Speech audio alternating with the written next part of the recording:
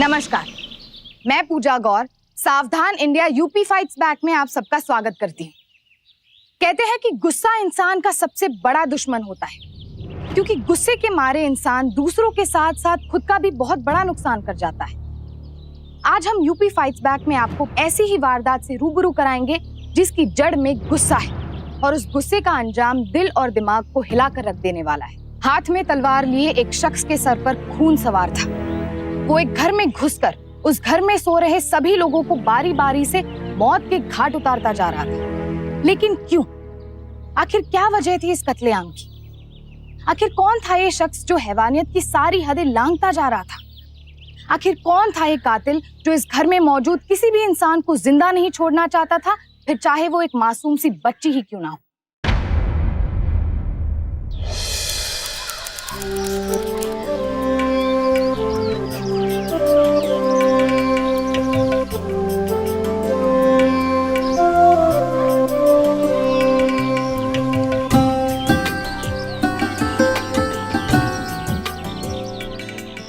जी तेरी बेटा खुश सुखी बेटा, जरा अंदर से पुरियां लेके आओ। अच्छा ठीक है, दे दे, चाय दे दे।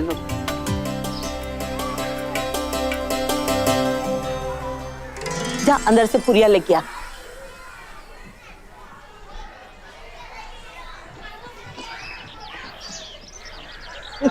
अरे वो प्रेमा लेना था। अरे विजय, आओ नाश्ता कर लो।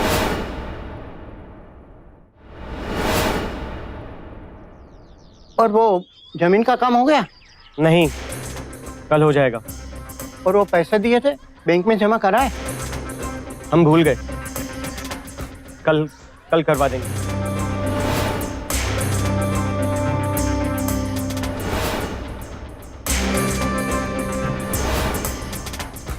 अच्छा सुनो, वो जमीन के पेपर्स है ना, संजय को दे दो, वो करवा लाएगा।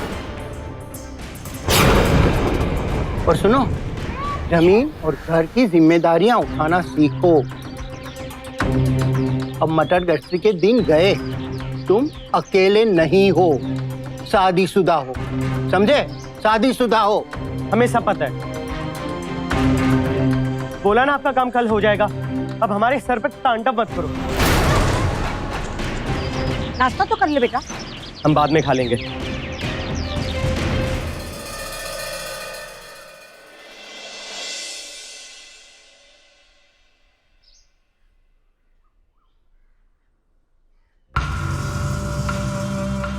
लीजिए आपकी लस्सी। ऐसा क्यों करते हो आप? बाबूजी की कोई बात काहे नहीं सुनते? अगर आप ऐसा ही करते रहोगे ना तो देख लेना, हमारे हाथ में कुछ भी नहीं बचेगा। कहाँ थे कल रात को? बल्ली के साथ था। बल्ली के साथ नया कारोबार शुरू करने वाला हूँ। तो ये तो बहुत अच्छी बात है ना। आप नाश्ता कीजिए, मैं बस अभी आई।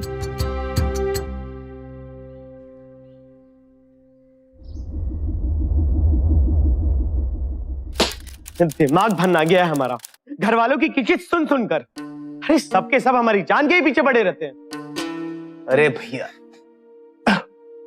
काहे टेंशन लेते हो? हम है ना, अच्छों की नैया पार लगा दी, तुम्हारी भी लगवा दी, सब ठीक हो जाएगा। अरे सबके सब काटने को दौड़ते, काटने को। तुम एक काम करो, फिकर नोट का चखना खाओ और गम नोट की दारू पियो, समझे? अरे अपना काम शुरू हो रहा है, जब वो तेजी पकड़ेगा ना, एक करारा जवाब देना भाई, गाले पटाक। लो ये पियो यार।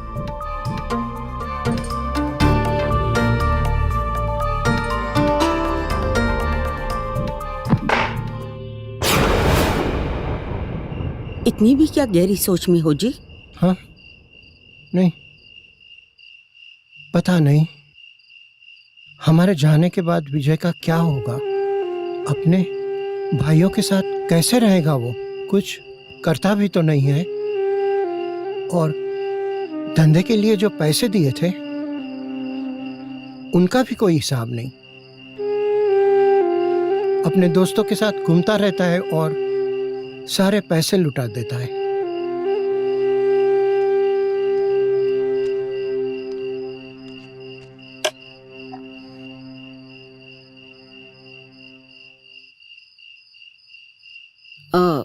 बहू, छत पे वो मिर्ची सुखाने के लिए रखी हैं, कल जरा याद करके उठा लेना। बहू देखो, विजय कहाँ है?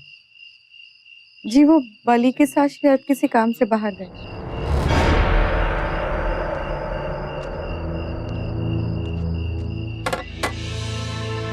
ये बल्ली है ना, मुझे बिल्कुल भी ठीक नहीं लगता।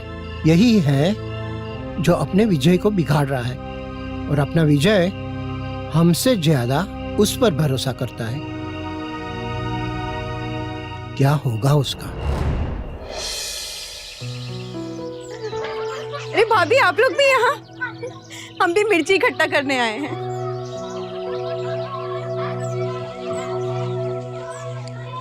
अरे बहू रानी, तुम मिर्ची छोड़ो और देवर जी को जाके पकड़ो। क्या मतलब? मतलब ये कि शादी को 10 महीने हो गए, हमारे कान तरस गए खुशखबरी सुनने के लिए।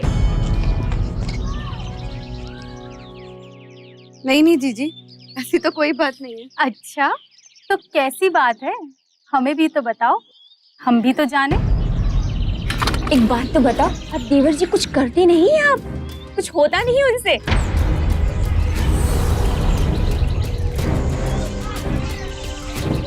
बोलो। हम इसे नीचे रख कर आते हैं। छुटकी बहरिया, इनकी बात का बुरा मत माना। ये सब तुम्हारी चुटकी ले रही थी।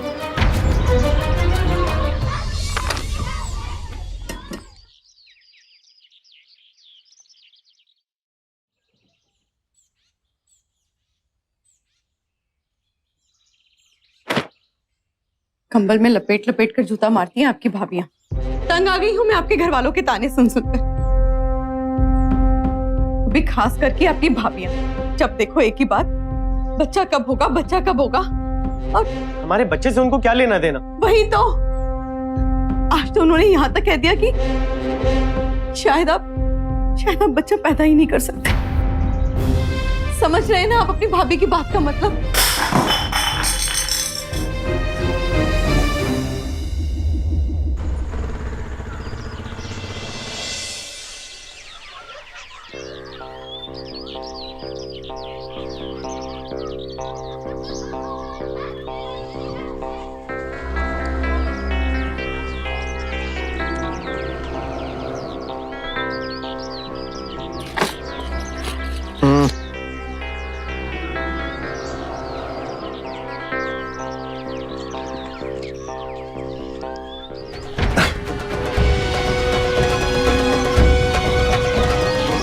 अरे बिज्जू भैया, साज सज्जा होगी तो चलें। चलो पल्ली।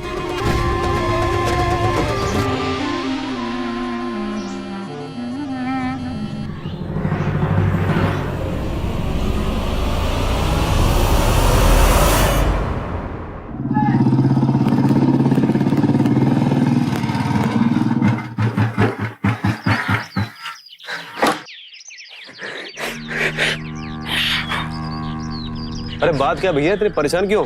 छोड़ो यार। अरे क्या छोड़ो? अरे बताओगे नहीं, मालूम कैसे पड़ेगा? हम अपने दिमाग से ये बात निकाल नहीं पा रहे हैं। हमारे घर वाले हमें नामर्द समझते हैं। हमारी बीवी को बच्चा नहीं हो रहा क्योंकि हम में कोई कमी है।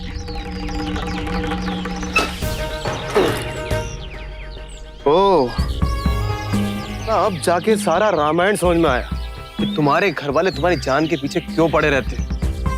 भैया तुम तो जितनी जल्दी हो यहाँ से निकल लो। मतलब जब तुम्हारे घर वाले तुम्हें किसी मतलब का समझते नहीं है, तुम्हारे रहने से फायदा क्या? अपना धंधा शुरू करो, अपने हिसाब से जिंदगी जियो। समझ रहे हो मैं क्या कह रहा हूँ?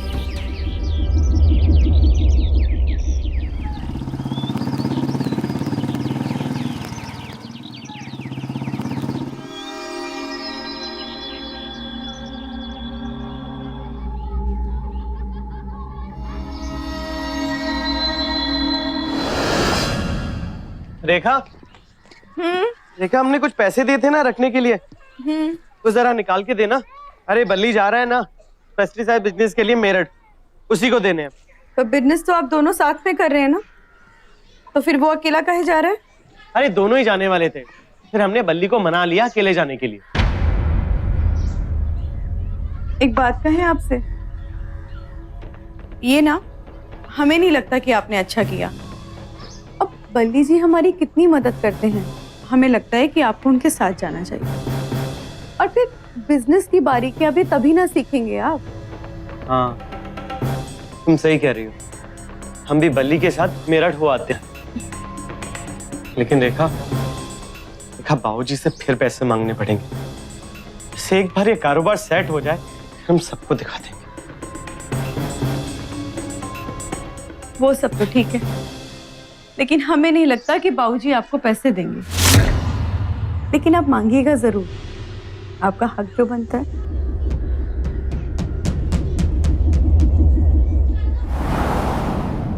भाई साहब हमें कुछ पैसे चाहिए थे। जुआ खेलने के लिए?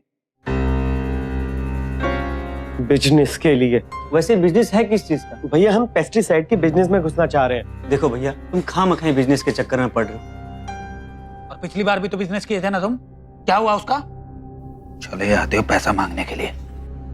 हमारे साथ खेती करो और खुश रहो। और वैसे भी तुमसे ना हो पाएगा बेटा ये बिजनेस।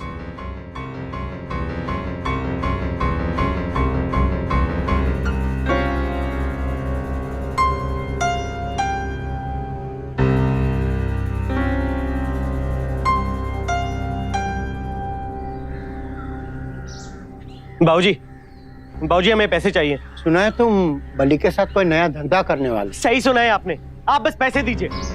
देखो बेटा, धंधा करना चाहते हो ठीक है, लेकिन ये जो बल्ली है ना, हमें बिल्कुल ठीक नहीं लगता है। जब चाहे मुंह उठाए घर में चला आता है और तुम्हें शराब की लत में डुबा रहा है, और ऊपर से ये नया धंधे का टंटा। क्या परेशानी है आपको बल्ली से? सिर्फ एक बल्ली है जो हमारी मदद कर रहा है। वो तुम्हें बेवकूफ बना रहा है। हमारी बात मानो तो। हमारी चिंता मत कीजिए, बस पैसे दीजिए। पैसा खैरात में बांटने के लिए नहीं है। अब देखो मुंह उठाए चले आते हो पैसा मांगने के लिए। आपका अकेले का यहाँ कुछ नहीं है, बराबर का हिस्सा है सबका। भीख नहीं मांग रहे हैं, हक मांग रहे हैं अपना, समझे? तुम्हारी इतनी हिम्मत कि बड़े भैया से सवाल लड़ाते हो? छोड़ो अपने आप को। तुम्हें पैसे चाहिए ना तुम्हें? 1 मिनट लाता हूँ, खड़ा रहे यहाँ।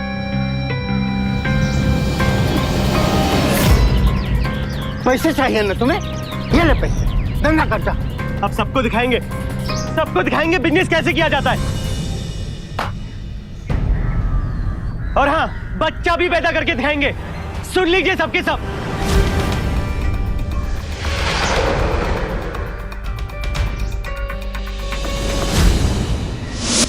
विजय एक बहुत बड़ी गलतफहमी का शिकार हो चुका था। वो ये समझने को तैयार ही नहीं था कि उसके घर वाले उसकी भलाई चाहते हैं। उसे लगता था कि उसके घर वाले उसकी तरक्की से जलते हैं, उसके भाई उसकी तरक्की से जलते हैं। हालांकि उसके सभी घर वाले उसकी सारी गंदी आदतों से पूरी तरह वाकिफ थे, और इसीलिए वो नहीं चाहते थे कि विजय और पैसे बर्बाद करे। पर विजय बल्ली के साथ बिजनेस शुरू करने के लिए अपने सभी घर वालों से लड़ने को तैयार हो चुका था। वहीं दूसरी तरफ विजय की पत्नी रेखा का नजरिया भी उसके घर वालों के प्रति कुछ अच्छा नहीं था। रेखा हमेशा उसके घर वालों के खिलाफ विजय के कान भरती रहती। रेखा का विजय को ये कहना कि उसके घर वाले उसे नामर्द समझते हैं, या फिर विजय इस लायक ही नहीं कि वो बाप बन सके, ये सारी बातें विजय के मन में घर कर गई और वो अपनी पूरी भड़ास निकालना चाहता था। आखिरकार योगेंद्र ने थक हार कर बिजनेस के लिए विजय को पैसे दे ही दिए। पर क्या उन्होंने सही किया?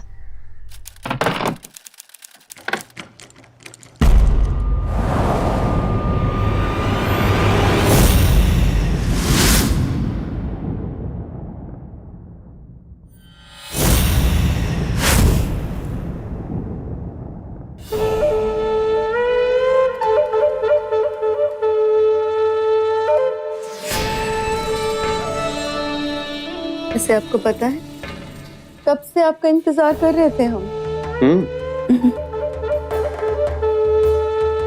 इंतजार भी तो अपना हो किया जाता है।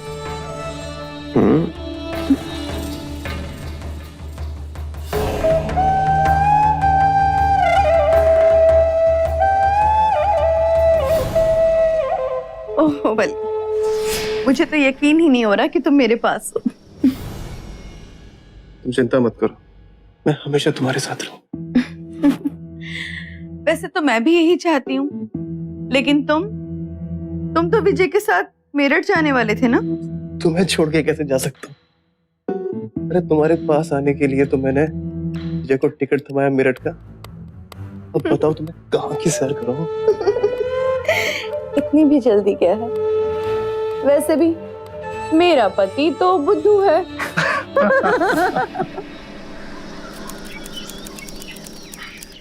बाबूजी प्रणाम।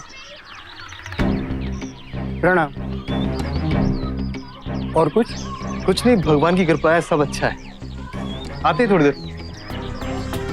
अंदर कहाँ जा रहे हो? विजय तो है नहीं। अरे माताजी मुझे पता है विजय मेरठ गया है, लेकिन मुझे रेखा भाभी से मिलना था। रेखा, उससे क्या काम है? अरे वो विजय का कुछ सामान था और मुझसे बोला भी था भाभी का थोड़ा ध्यान रखना। हम आते हैं भाभी से मिलके।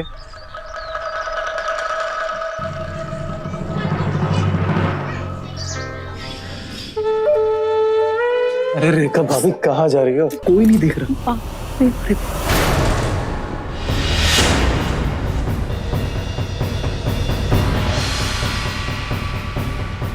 अब भाभी वो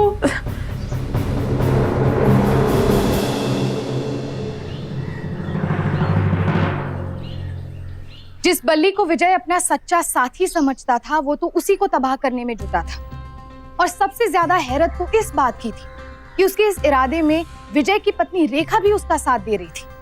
दोनों के बीच एक अनैतिक रिश्ता आकार ले रहा था और विजय के घर वालों को बल्ली का यूं रेखा से मिलना जुलना बिल्कुल पसंद नहीं था। विजय की गैर हाजिरी में रेखा के इस बर्ताव से पूरा परिवार हैरान था। और हैरानी देखिए कि बल्ली और रेखा का ये खेल चोरी चुपके नहीं, बल्कि बेधड़क सबकी नजरों के सामने चल रहा था और विजय का परिवार चाहकर भी कुछ नहीं कर पा रहा था।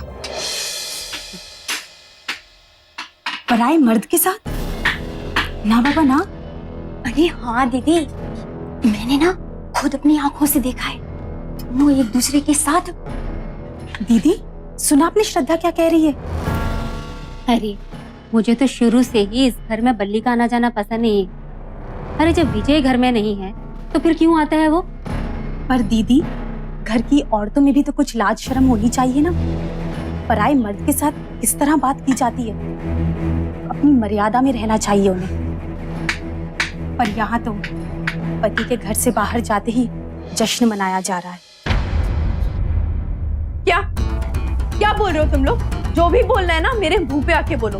ऐसे पीठ पीछे बातें करते हुए शर्म नहीं आती? तुम्हें शर्म नहीं है पर हमें है, समझी? ये सब जो तुम कर रही हो ना, पता है इसे क्या कहते हैं? ज्यादा ना जबान मत चलाओ।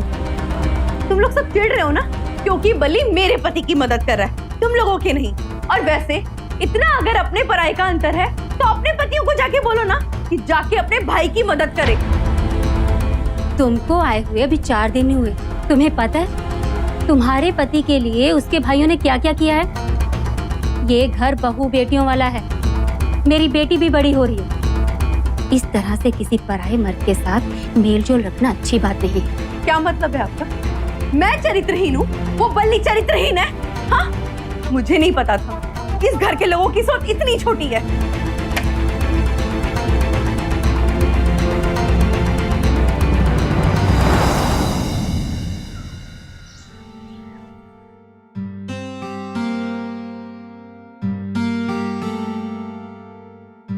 बैठो।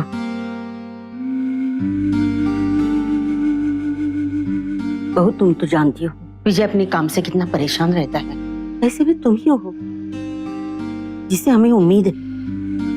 हम जानते हैं बेटा, तुम्हें विजय की उतनी ही फिक्र है जितनी की हमें। ऐसा कोई काम नहीं करना जिससे घर बदनाम हो और विजय को परेशानी हो।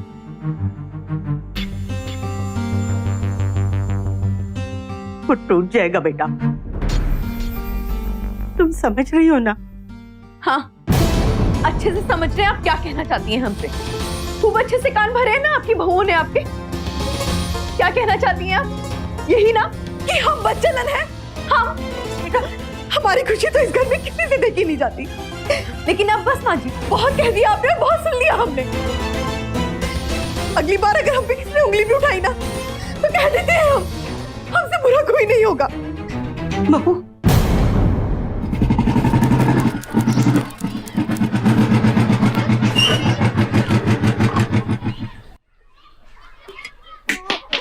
बच्चों चलो वहां खेलो।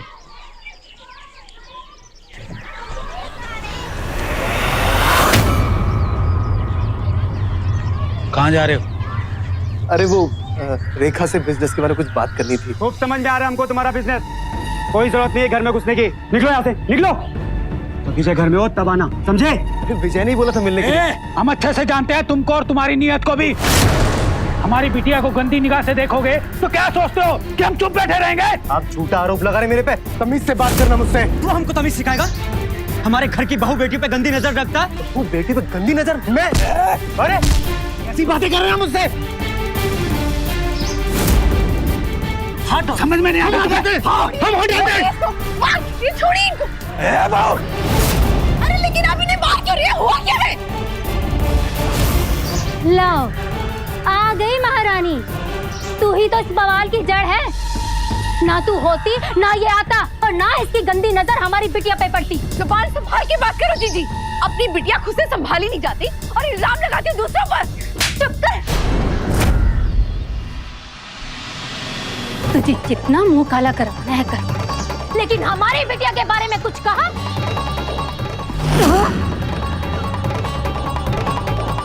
तुझे क्या लगता है हमें मालूम नहीं है इस बल्ली के साथ क्या क्या गुल खिला रही है तू? देख रही है ना, सुन रहे ना आप भी? हमारे पति के पीछे में मारा जा रहा है, जैसे किसी तारे दे रहे हैं लोगों को।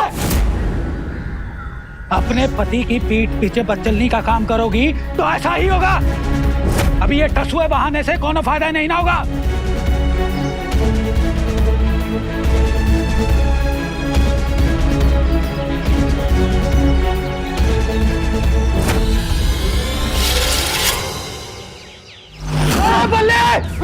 आज हम तुम्हें जिंदा नहीं छोड़ेंगे।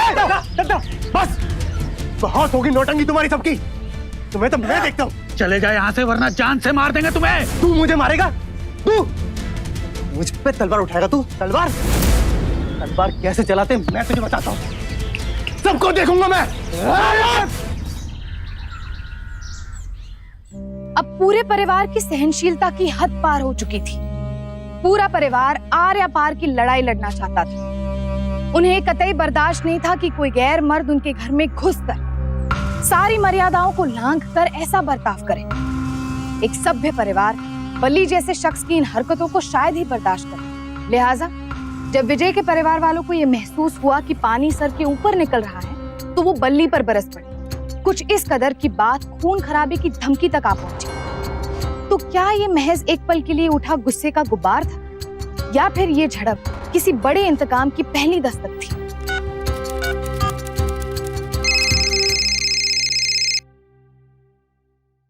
हेलो हेलो विजय, कब वापस आ रहे हो? सब कुछ छोड़ो और वापस आ जाओ। क्यों, क्या हुआ?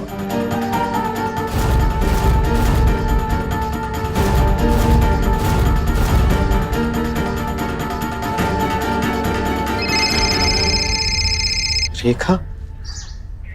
हेलो विजय, आज तुम्हारे घर वालों ने मुझे। क्या? तुम ठीक हो ना?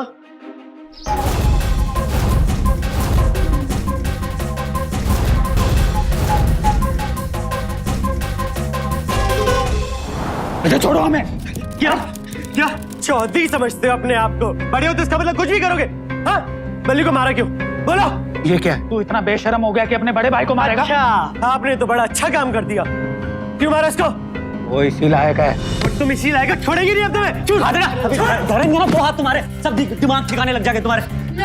हिम्मत तो देखो इसकी, बड़े भाई का कॉलर पकड़ के बात करेगा। हाँ, घर में गुंडाई करोगे क्या? ए, बढ़िया हिम्मत बताने वाली। और सुन, तूने मेरी रेखा को मारा क्यों? और क्या गलत गलत इल्जाम लगाती रहती है? तेरा खाते हैं हम। और नहीं तो क्या, बड़ा रुपया कमा कर लाते हो ना तुम तो। हाँ? अच्छा, तो अब हमें आपको हिसाब देना होगा। हम कहा करते हैं, कहा नहीं करते हैं। जानते हैं नया कारोबार शुरू कर रहे हैं ना, तो सबकी पोटली खुल रही है। बस विजय, बहुत हो चुका, अपना मुंह बंद रख एकदम। अच्छा, तो आपको अब हमारी बात बुरी लग रही है? बल्ली हमारी मदद करता है, आप सबको परेशानी होती है। छोड़ो मुझे। आएगा, 1000 बार आएगा, जब तक हम यहाँ हैं यहाँ पर बल्ली आएगा। आजा बल्ली।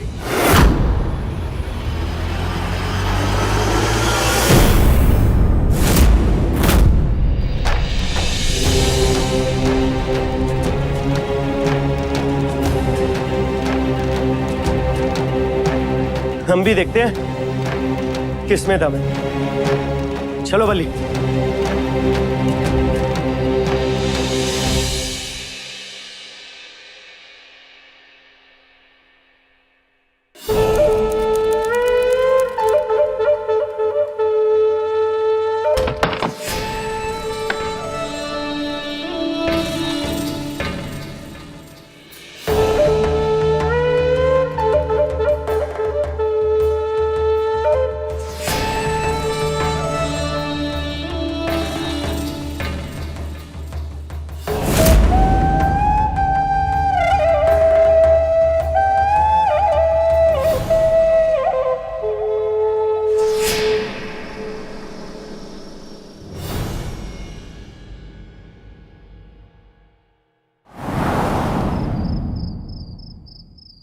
भैया अब देखना पैसा कैसे बरसेगा। अपना काम शुरू होते ही तुम्हारे घर वालों की बोलती बंद हो जाएगी। बली जी, अगर आप नहीं होते ना तो ये लोग तो हमारा जीना हराम कर देते। वैसे जीना हराम तो कर ही दिया है ना, हमेशा पीछे पड़े रहते हैं इनके, शर्म भी नहीं आती। अपने ही बेटे के बारे में कोई ऐसी बातें कैसे कर सकता है? और अब तो माँ जी भी।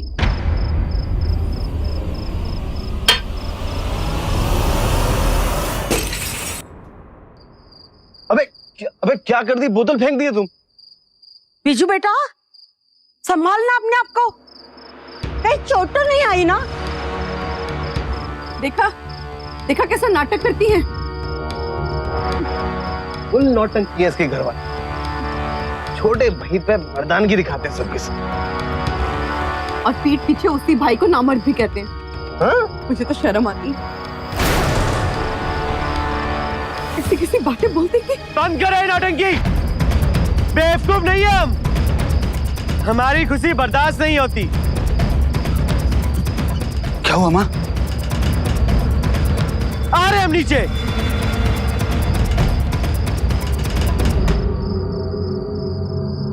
तुम्हारे पास पैसा मांगने आए थे तो ठेंगा दिखा दिया। हमारा भी बराबर का हिस्सा इस घर में। अपनी मेहनत से कुछ करना चाहते हैं तो उसमें अपनी टांग घुसा रहे हो। तूने पी रखी है क्या? पी रखी है तो झूठ थोड़ी ना बोल रहे हैं। हमारे पीठ पीछे हमारे दोस्त को मारते हो, हमारी बीवी को मारते हो।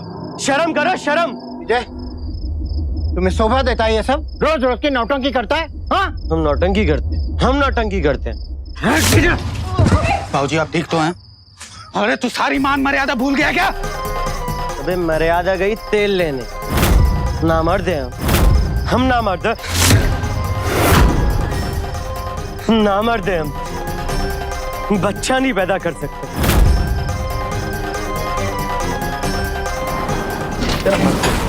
निकल बाहर, चल निकल बाहर, निकलो बाहर, बाहर निकलो। तुम्हारी बदतमीजी आज बर्दाश्त कर रहे हैं क्योंकि तुम हमारा खून हो। लेकिन नहीं, सोचा तुम अब सुधरोगे तब सुधरोगे, पर तुम तो बिल्कुल नालायक हो। एक नंबर के नकारा हो, नकारा। सामान फेंको इनका बाहर, सामान फेंको जल्दी जल्दी फेंको। चलो सब अंदर। तुम यहाँ क्या खड़ी हो? चलो अंदर।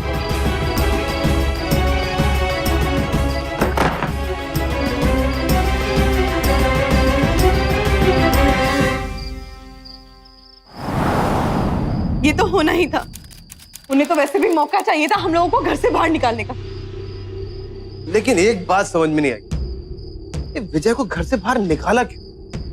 और ऊपर से ऐसा सोचते कि बच्चा पैदा नहीं कर सकता। कोई घरवाला अपने बेटे को नामर्द बोलेगा? अरे जलते हैं सब इनसे। इनकी तरक्की किसी से देखी जो नहीं जाती। जब तक मुझे कुछ कहते थे मैं सह लेती, लेकिन इनसे कोई कुछ भी कहता है तो मुझसे सहा नहीं जाता।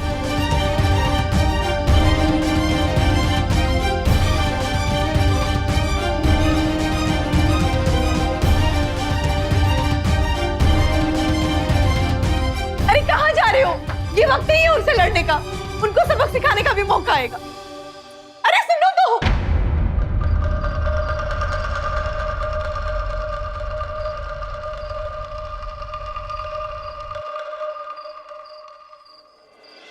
घर वालों के लाख समझाने के बावजूद विजय समझने को तैयार ही नहीं था।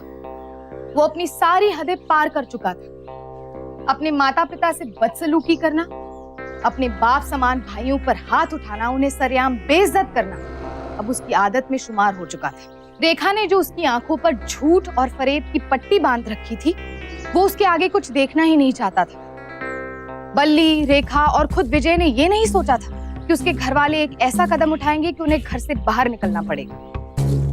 क्या विजय के घर वालों ने उसे घर से बाहर निकालकर सही किया या गलत? अब इस सवाल का जवाब पूरी तरह से सिर्फ और सिर्फ विजय के अगले कदम पर टिका था।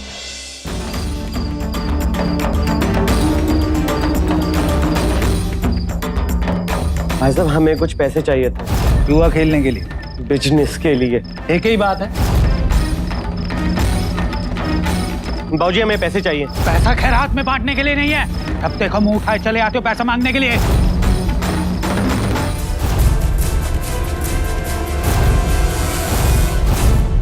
इतनी बेदर्दी से मारा गया है, सबको एक साथ मारा गया है। डॉक्टर साहब, आप अच्छी तरीके से चेक कीजिए, कोई तो होगा जिसकी कोई बचने की उम्मीद होगी। हाँ इंस्पेक्टर साहब, बेहोशी की हालत में एक बच्ची को लाया गया, मगर उसे अभी तक होश नहीं आया। जैसे उसे होश आता है हम उसकी खबर आपको देते हैं।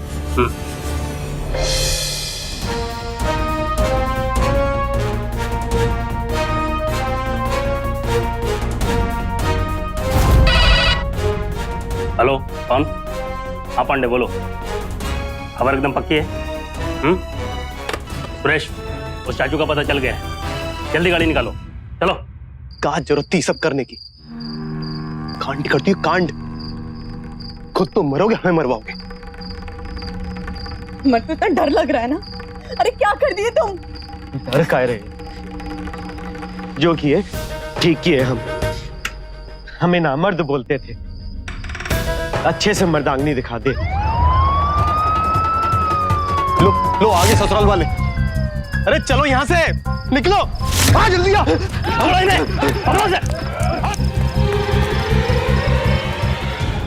इतनी बेरहमी से कोई अपने परिवार को मारता है? हाँ?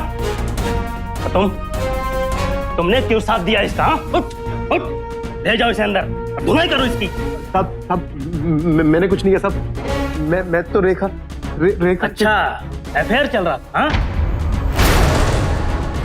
नहीं सब। क्यों मैडम, बहुत अच्छे।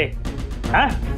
ये है असली बीमारी, इसे क्यों छोड़ दिया? अरे टांका भिड़ा है इसके साथ तुम्हारी बीबी का। तुम्हारे सामने तुम्हारी बीबी के साथ ये सब कुछ कर रहा था और तुम भोंदू बने बैठे थे। हाँ? ले जाओ दोनों को। लेकिन ये जो बल्ली है ना, वो हमें बिल्कुल ठीक नहीं लग रहा है। जब चाहे मुंह उठाए घर में चला आता है।